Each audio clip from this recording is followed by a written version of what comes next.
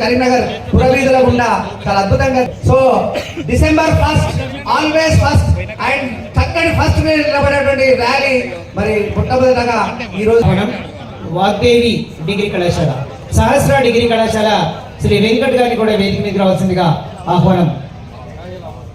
దయచేసి అక్కడ మైపాల్ రెడ్డి గారు ఉన్నారు. ఎస్వీ చేసి మన సభా వేదిక మీద చాలా మంది ఆశీనులై ఉన్నారు.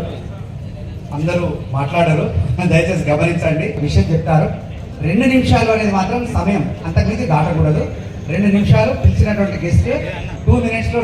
ఈరోజు ఇక్కడ కరీంనగర్లో మరి చాలా అట్టహాసంగా మరి ఈ పట్టభద్రుల ఎమ్మెల్సీలు ఆశీర్వాద సభగా మరి చాలా ఘనంగా ఈరోజు ఇక్కడ కార్యక్రమం జరిగింది. ఎస్ఆర్ఆర్ ప్రభుత్వ డిగ్రీ కళాశాలలో మరి కరీంనగర్ అసెంబ్లీ కాన్స్టిట్యున్సీలోని పట్టభద్రులు సుమారుగా ఇక్కడ ఒక 6,000 మంది పట్టభద్రులు మరి రావడం జరిగింది.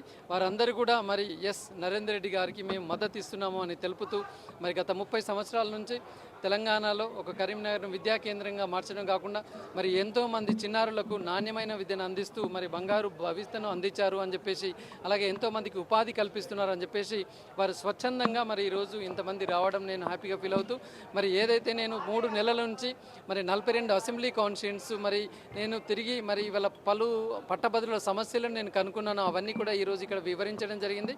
తప్పకుండా రాబోయే రోజుల్లో వారి సమస్యల పరిష్కారం దృష్ట్యా నేను చిత్తశుద్ధితో పనిచేస్తానని మరి ఇవాళ ఎమ్మెల్సీగా గెలిచిన తర్వాత మరి ఎలాంటి లాభాపేక్ష లేకుండా ఖచ్చితంగా బలుగు బలహీన వర్గాలకి మరి నిరుపేదలకి మరి ముఖ్యంగా ఇవాళ ఎడ్యుకేషన్ ఒక మూమెంట్లో హయ్యర్ ఎడ్యుకేషన్ వెళ్ళడానికి ఇవాళ బ్యాంక్ లోన్స్ ఇవ్వని పరిస్థితి కూడా ఉన్నది. ఇవాళ స్పోర్ట్స్ జాతీయ స్థాయికి వెళ్ళని ఉన్నారు.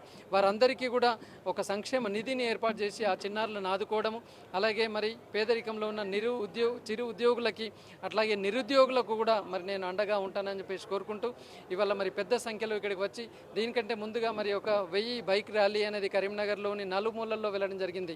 మరి నలుమూలల నుంచి మరి ఎంతో ప్రేమగా వచ్చిన బైక్ ర్యాలీలో పాల్గొన్న యువకులకు నేను ధన్యవాదాలు తెలియజేస్తూ మరి ఈ సభను దిగ్విజయం చేసిన ప్రతి ఒక్కరికి మరి వేదిక పైన పలు సంఘాల ప్రతినిధులకి కూడా నేను ధన్యవాదాలు తెలియజేసుకుంటూ రాబోయే రోజుల్లో మరి ఖచ్చితంగా ఆల్ఫోర్స్ నరేందర్ రెడ్డికి మొదటి ప్రాధాన్యత ఓటు వేసి గెలిపించాల్సిందిగా నేను కోరుకుంటున్నాను.